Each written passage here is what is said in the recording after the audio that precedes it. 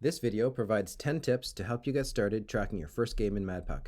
Tip number 1, watch the Madpoc demonstration YouTube videos. Look in the description for a link to the event entry playlist. As of the recording of this video, the videos don't cover all the event entry roles, so be sure to subscribe to this channel to be notified when new videos arrive. Tip 2, practice entering game events using the Try Now feature before your first game. Get familiar with the interface and each type of event entry. Only you can see the events generated here and no notifications are sent. You don't want to practice on a real team because it will mess up the stats for your team, and setting up a test team can be a bit of a hassle. You can even try entering events while watching a hockey game on TV.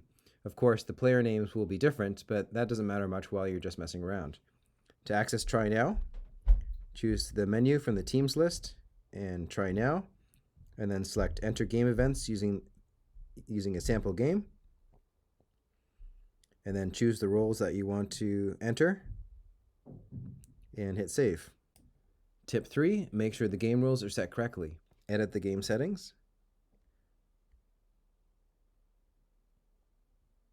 Make sure the time is set to either running time or stop time. The total number of periods is set correctly, and the length of each period is set correctly.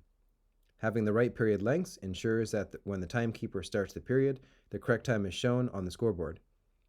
The default values for these are in the team settings, so ensure those have the values that will be used for the majority of your games.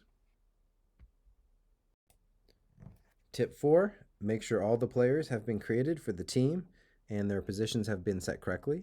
So let's look at this team here, and we go down to players. You can see we've added all the players, and if we look at one particular player, we can see the position has been set correctly.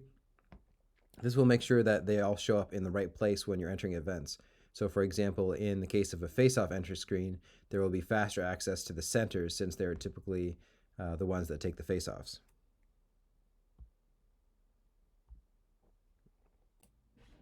Tip 5, don't take on too much on your first game. Start with a small number of events and only add new events once you're comfortable. I'd suggest starting with time, shots for, and shots against for your first game. It does take a couple of games to get familiar with event entry, so don't give up after just one game. Tip 6, work as a team. Hockey is a fast-paced game and it's tricky for one person to see everything that's going on while recording events. Luckily, Madpoc was designed to allow you to work as a team with other parents, allowing each parent to enter a subset of events and still be able to enjoy the game.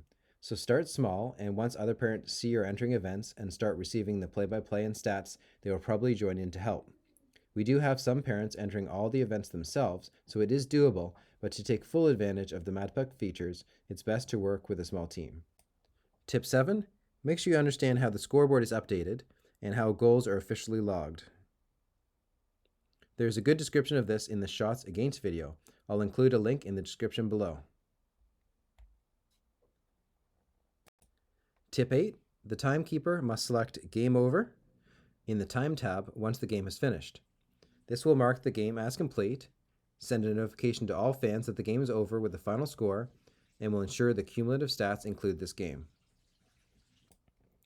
Tip 9, if you sign up for an activity, be sure to enter those events. If you later decide not to enter those events or you leave the game, be sure to update the game roles and remove yourself. This is especially important if you're the goalkeeper, since the goalkeeper updates the scoreboard. If you remove yourself as the goalkeeper, the scoreboard will still be updated correctly using input from the shot keepers. So we're going to choose the menu, game roles, remove ourselves from goals, and click save.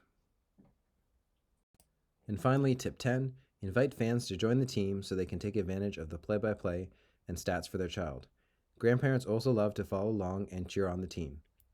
You can get the link from the fan section of the team. So we're going to choose the team, the fans, and there's a link at the top which will allow you to share the link with others. That's all for this demo. Check out our other videos which go into detail on each of the event entry roles. Thank you for your interest in Madpoc, and we'll see you at the rink.